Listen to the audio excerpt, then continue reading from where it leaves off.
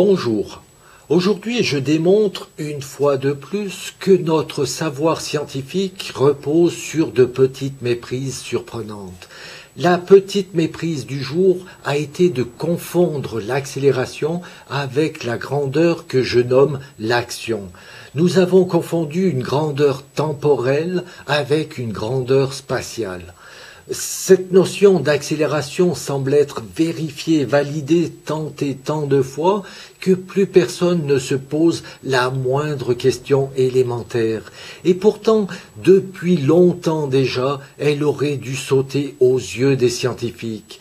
Ce n'est pas en élaborant de nouvelles théories ou un nouveau modèle atomique que cette méprise est mise en évidence. C'est en raisonnant, en cherchant à comprendre la signification de nos outils mathématiques et surtout les éléments qui les composent.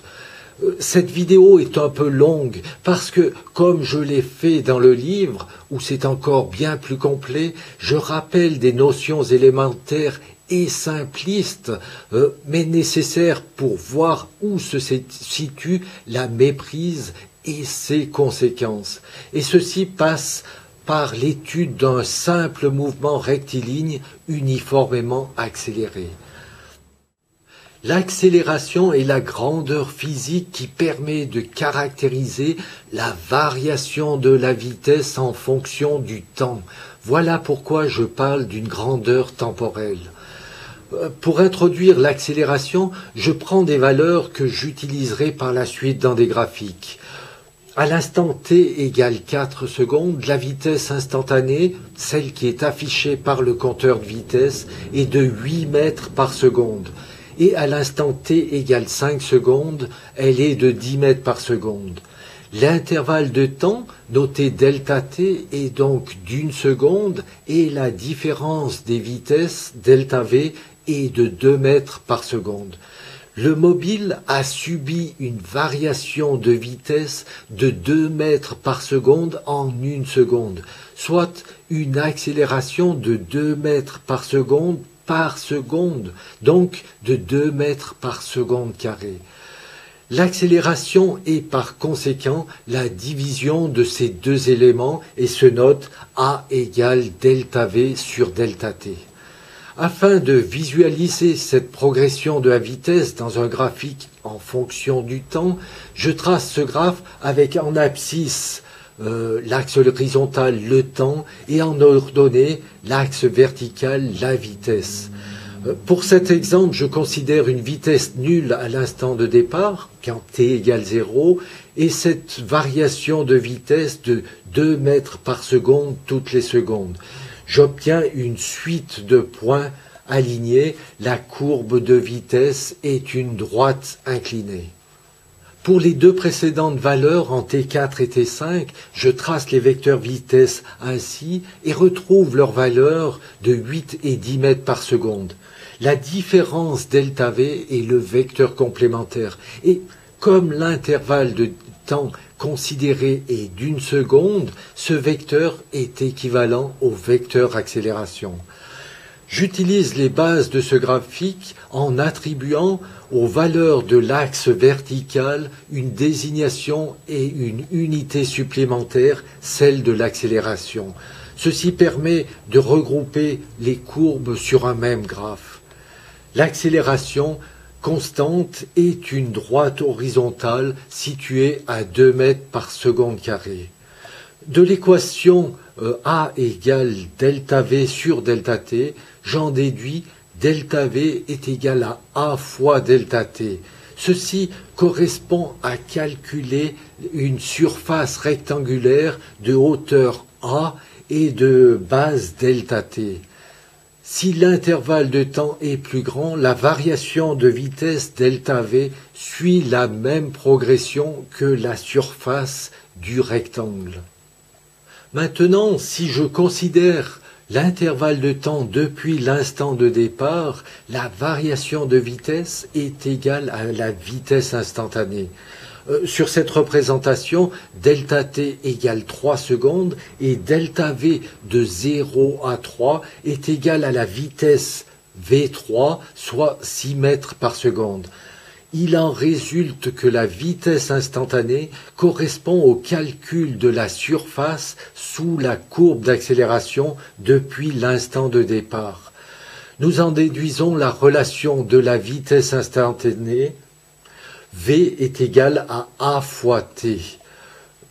La vitesse est égale au produit de l'accélération avec le temps. Maintenant, nous aimerions connaître le chemin parcouru. Nous savons qu'à vitesse uniforme, à vitesse constante, la distance parcourue est égale au produit de la vitesse avec le temps. X égale V fois t.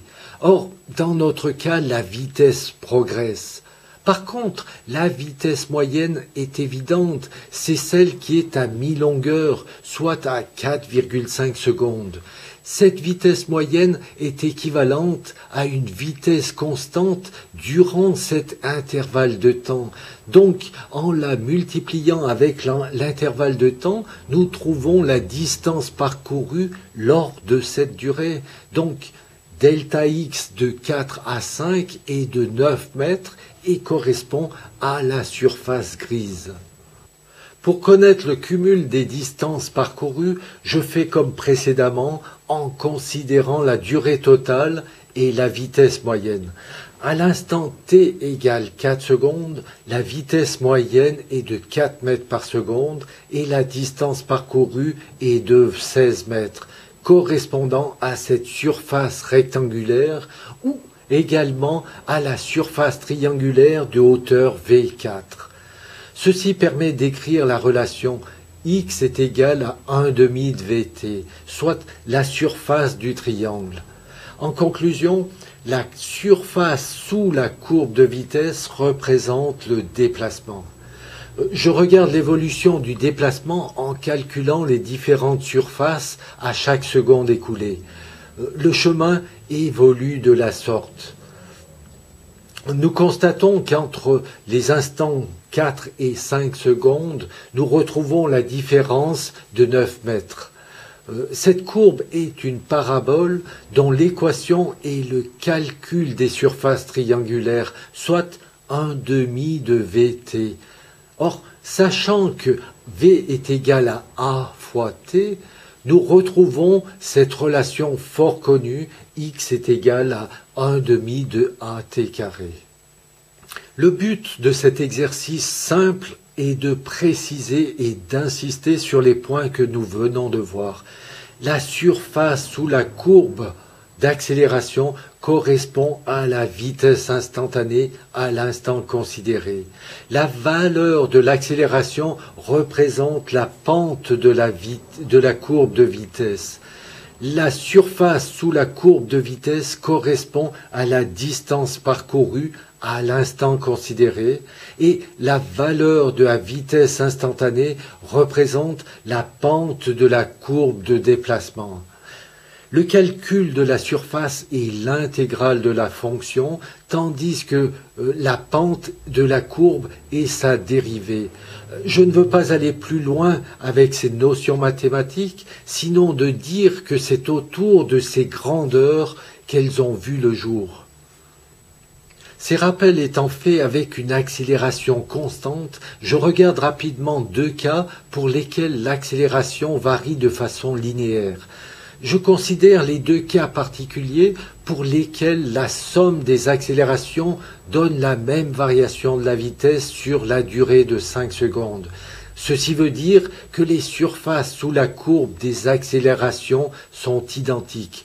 De ce fait, pour ce premier cas, l'accélération initiale est le double de la précédente, soit A0 égale 4 mètres par seconde au carré et atteint une valeur nulle après 5 secondes. Si avec l'accélération uniforme, la courbe de vitesse est une droite, je cherche la progression de la vitesse en calculant la surface trapézoïdale sur la base de la valeur moyenne. J'obtiens les valeurs suivantes. Avec une telle accélération dégressive, la courbe de vitesse décrit une parabole. Sans chercher les équations, je fais cette remarque. La distance parcourue correspondant à la surface sous la courbe de vitesse, nous constatons par rapport au premier exercice que le mobile va effectuer un déplacement supplémentaire matérialisé par cette surface en gris foncé. Pour le deuxième cas particulier, je reprends la situation inverse. L'accélération passe de 0 à 4 mètres par seconde carrée en 5 secondes. Les différents points de la courbe de vitesse se déterminent en calculant les surfaces triangulaires. Cette fois-ci, la distance parcourue est plus faible et la différence apparaît par cette surface blanche. Cette petite démonstration pour mettre en garde. Ce qui se déroule en fonction du temps peut avoir des conséquences similaires dans le temps, c'est le cas pour la vitesse, mais pas pour le déplacement.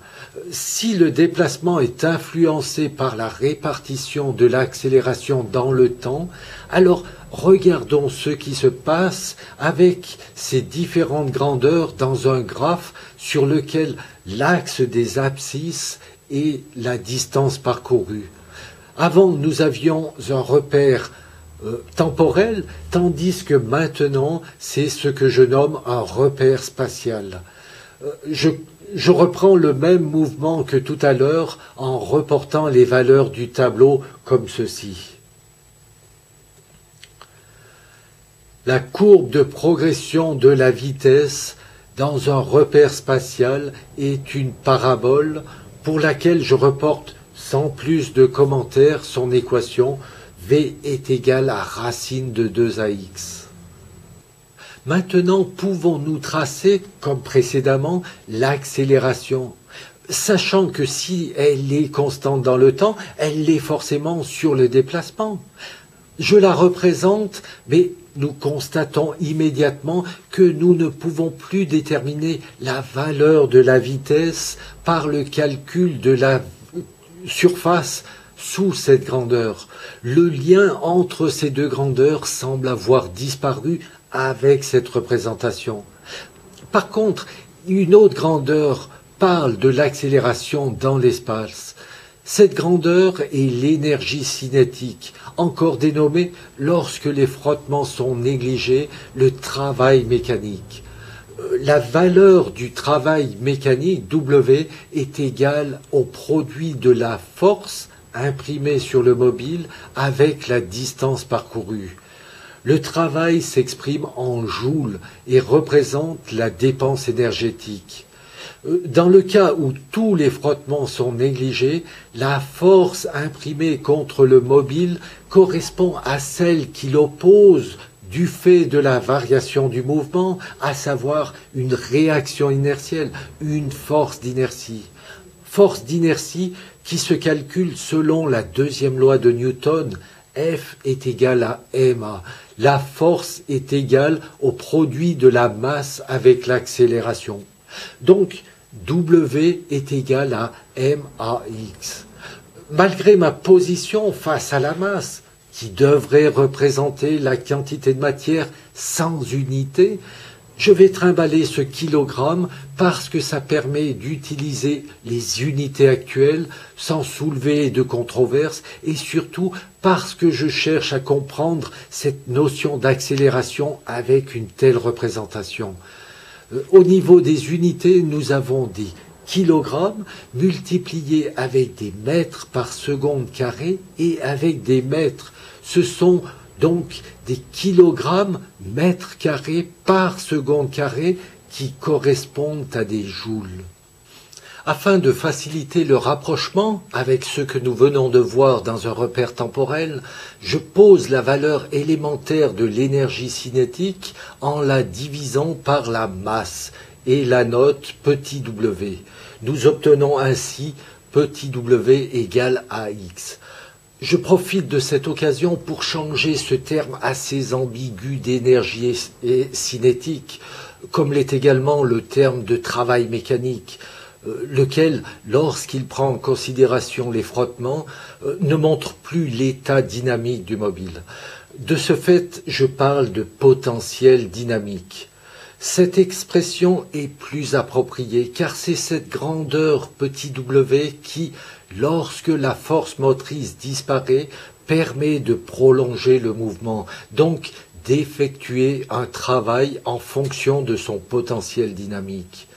Dans la relation W est égal à AX, A correspond à une grandeur qui agit sur le potentiel dynamique en fonction du déplacement, en fonction des X. C'est une grandeur qui s'exprime en quelque chose par mètre et non pas ce quelque chose par seconde. Nous ne devons plus parler d'accélération, mais d'une autre grandeur, celle que je nomme l'action. J'explique un peu plus tard la raison de ce terme qui pourrait porter à confusion et également pourquoi la valeur et l'unité de l'action sont identiques à celle de l'accélération et dans le cas présent de 2 mètres par seconde carrée. L'action est constante sur le déplacement, alors c'est elle qui décrit cette droite horizontale. L'équation du potentiel dynamique, W égale AX, laisse voir qu'il progresse au même rythme que la surface de hauteur A et de base X. En calculant la surface, nous montrons le lien entre le potentiel dynamique et l'action dans ce repère spatial. Donc l'action est une grandeur spatiale, tandis que l'accélération est une grandeur temporelle. Dans l'équation de la vitesse, nous retrouvons les termes AX. Nous en déduisons le lien entre le potentiel dynamique et la vitesse. W est égal à 1/2 de V carré. Comme j'ai fait précédemment avec l'accélération, je fais varier l'action en considérant cette zone restreinte du déplacement sur 5 mètres.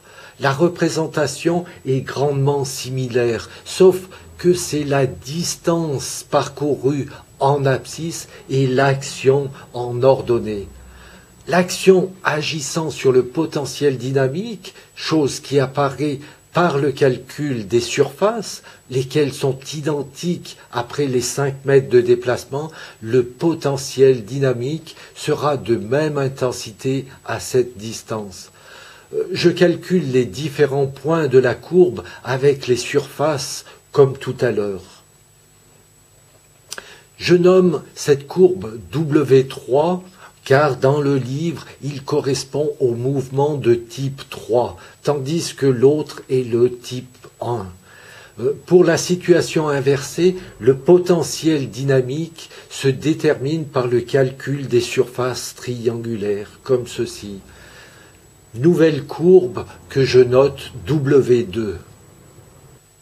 Connaissant le lien entre le potentiel dynamique et la vitesse par la relation W est égal à 1/2 de V carré, nous en déduisons qu'en X égale 5 mètres, vu que le potentiel dynamique est identique, la vitesse l'est également.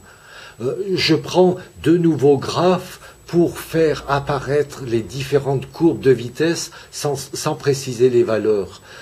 Pour le mouvement de type 1, la courbe de vitesse est cette parabole déjà vue et notée V1. Pour le type 3, la courbe devient un segment d'ellipse avec une pente verticale au départ pour finir horizontale. Pour le type 2, la vitesse progresse linéairement dans ce repère spatial. Les démonstrations et les explications pour trouver ces courbes et leurs équations, chose que je ne vais pas faire maintenant, sont fort simples, car c'est toujours le calcul de surface rectangulaire ou triangulaire. Je regroupe ces 3 courbes de vitesse sur ce même graphique afin de voir comment ils apparaissent dans un repère temporel. Si tout à l'heure, en étudiant les 3 formes d'accélération, il y avait une différence de déplacement visible au niveau des surfaces, cette fois-ci, nous ne pouvons pas émettre de conclusion autour de ces différentes courbes. Pour les mouvements 2 et 3, il faut rechercher un lien avec le temps qui n'apparaît pas dans les relations utilisées. Malgré le fait qu'il faille passer par des calculs faisant intervenir des notions trigonométriques, les explications restent digestes car issues de représentations graphiques. Alors, je reporte les conclusions en traçant les courbes de vitesse dans un repère temporel avec ces 3 types de mouvements. Le type 1 avec l'indice prime pour dire que c'est le même mouvement mais représenté dans le temps et celui que j'ai développé au départ avec une accélération constante.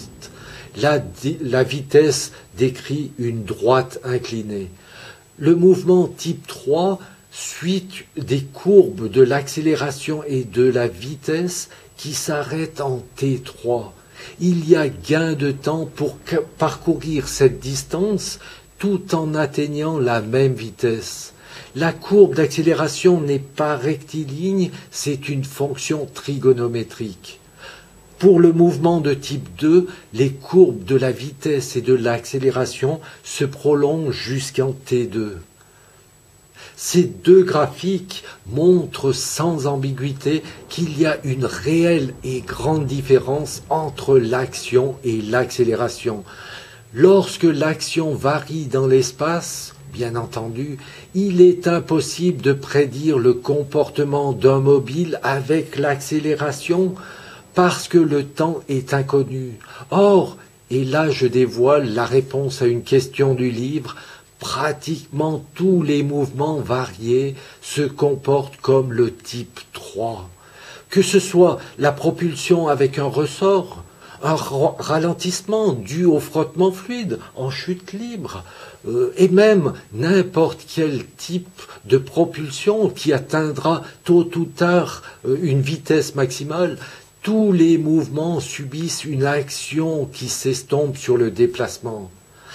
Ou inversement, lors d'un ralentissement, l'action rétrograde au déplacement progresse jusqu'à l'arrêt, ce qui correspond à la suite de ce type de mouvement, type numéro 3. L'accélération est, entre guillemets, un flux de vitesse dans le temps, tandis que l'action, multipliée avec la masse, est un flux énergétique dans l'espace. Dans un cas, ce sont des mètres par seconde, tandis que dans l'autre, ce sont des joules par mètre. L'accélération est la dérivée de la vitesse par rapport au temps, tandis que l'action, ou son produit avec la masse, est la dérivée du potentiel dynamique par rapport à la distance.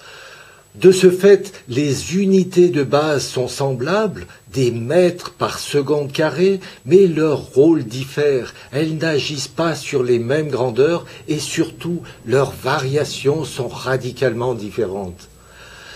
Pourquoi ai-je choisi le terme d'action alors qu'une autre grandeur possède déjà cette désignation ? L'action, comme je viens de la définir, est vraiment la grandeur qui met en mouvement un objet, qui le met en action. Ce sont des joules par mètre. La grandeur qui porte actuellement ce nom d'action correspond à des joules secondes. Ça ne représente rien. Ce n'est pas une grandeur physique sensée. Des joules par seconde, ce sont des watts, donc la puissance, ce qu'il faut délivrer dans le temps pour effectuer tel travail ou atteindre tel potentiel dynamique. En multipliant ces watts avec le temps durant lequel cette puissance est délivrée, nous donne des joules, donc l'énergie dépensée. Multiplier encore une fois cette énergie avec le temps ne permet pas de déterminer une grandeur représentative, celle qui se voudrait être l'action, selon la définition actuelle. Bien sûr, on va me rétorquer que le principe de moindre action utilise cette définition de l'action. Mais une relation scientifique doit servir à prédire un comportement et non pas d'analyser différentes situations a posteriori pour en déduire celle qui est la plus économe, ce que fait ce principe de moindre action. Pourquoi possède-t-elle la même valeur? Parce que lorsque l'accélération est constante, l'action l'est également. Et que ce soit dans un repère temporel ou spatial, les résultats finaux sont identiques parce qu'il y a cette égalité entre le potentiel dynamique et le carré de la vitesse. C'est ce que nous observons lors de l'étude de la chute d'un objet, par exemple. L'action de la pesanteur sur une faible hauteur est constante. Donc, la confusion entre accélération et action ne soulève aucun problème. Par contre, si nous regardons une situation avec une très grande distance au sein d'un champ de pesanteur, nous devons considérer la somme des actions variables sur cette distance. Ceci permet de quantifier la variation du potentiel dynamique, donc d'en déduire la variation de la vitesse sur une trajectoire elliptique. En d'autres termes, cette démarche permet enfin d'expliquer la deuxième loi de Kepler, avec quelques petits détails supplémentaires encore inédits. Mais ceci est une autre histoire que j'expliquerai plus tard. Malgré ces explications évidentes, je présume que vous devez avoir à l'esprit ces instruments de mesure, ces accéléromètres. Or, un accéléromètre n'a jamais mesuré une accélération. Il réagit à une force d'inertie et nous avons converti cette force en accélération. Je m'explique. Un accéléromètre est un dispositif muni d'une charge mobile maintenue en place par des éléments déformables, comme les ressorts sur cet exemple. En percevant une variation du mouvement, la charge subit une force d'inertie et comprime un ressort. De cette déformation, nous en déduisons l'accélération en appliquant la deuxième loi de Newton. L'accélération est égale à la force d'inertie perçue par l'accéléromètre divisée par sa masse. Pour connaître la force d'inertie que subira une entité, nous utilisons la même loi. De ce fait, la force d'inertie perçue par une entité est égale à sa masse fois l'accélération. Si je remplace la précédente valeur de l'accélération, j'obtiens cette relation qui fait intervenir le rapport des masses ou également le rapport des poids. Un accéléromètre ne mesure pas une variation de la vitesse dans le temps, il réagit à une force, laquelle est convertie en accélération en appliquant une loi, et nous vérifions et validons cette loi en reprenant la grandeur issue de cette loi. En fait, c'est un tour de passe-passe qui fait apparaître l'accélération alors que ce n'est pas elle qui caractérise la force d'inertie. Est-ce une simple erreur de dénomination? Ou formulé autrement, est-ce que la force d'inertie est fonction de l'action? Si dans les mouvements verticaux, la force d'inertie est proportionnelle à l'action, et qu'il faut l'ajouter ou la retrancher au poids en raison du sens de déplacement, lors des mouvements horizontaux, il me semble évident que ni l'action ni l'accélération ne sont à prendre en considération.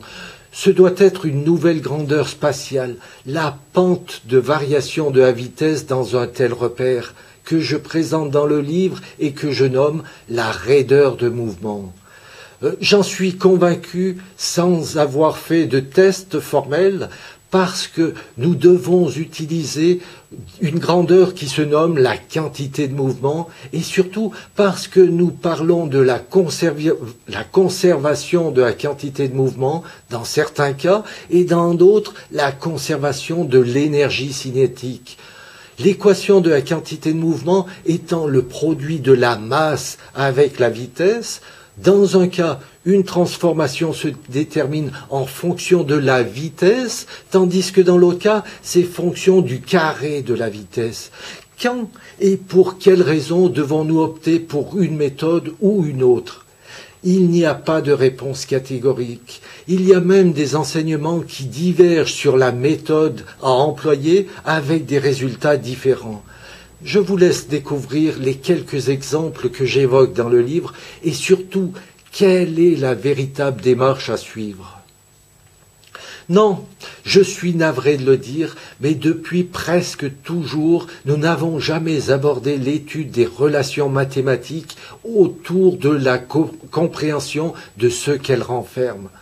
Avec des essais, on cherchait à savoir si l'énergie acquise lors de la chute libre était fonction de la vitesse, de son carré, et s'il fallait ou non diviser par 2. Donc, par une démarche empirique, on a réussi à établir des formules prédictives, donc validées par l'observation, et autour desquelles on a rédigé la théorie. Voilà pourquoi on a gardé l'accélération et que personne ne s'est rendu compte que c'était une erreur. C'est une erreur scientifique parce que nos relations ne sont pas prédictives et imposent dans certains cas de passer par une expérience préalable et d'utiliser les résultats pour pouvoir enfin prédire des comportements. C'est une erreur parce qu'elle a occulté la compréhension et la possibilité de découvrir des relations par la réflexion. Pour preuve, en appliquant cette démarche graphique avec l'action, et sans parler de toutes les expériences qui mettent en jeu des ressorts avec une action variable sur la distance, dont les explications sont parfois confuses, donc en appliquant cette démarche, j'ai retrouvé quelques relations qui n'ont comme justificative que d'être empiriques, donc issues de l'observation qui sert également à les justifier et à les valider. Je ne suis pas réfractaire aux mathématiques, bien au contraire, elles sont utiles dans les sciences, mais pas toutes les formes qu'elles peuvent prendre. Les bases mathématiques, intégration et dérivation, sont issues de la mécanique, de la recherche d'outils pour trouver les relations qui unissent l'accélération, la vitesse et le déplacement dans le temps.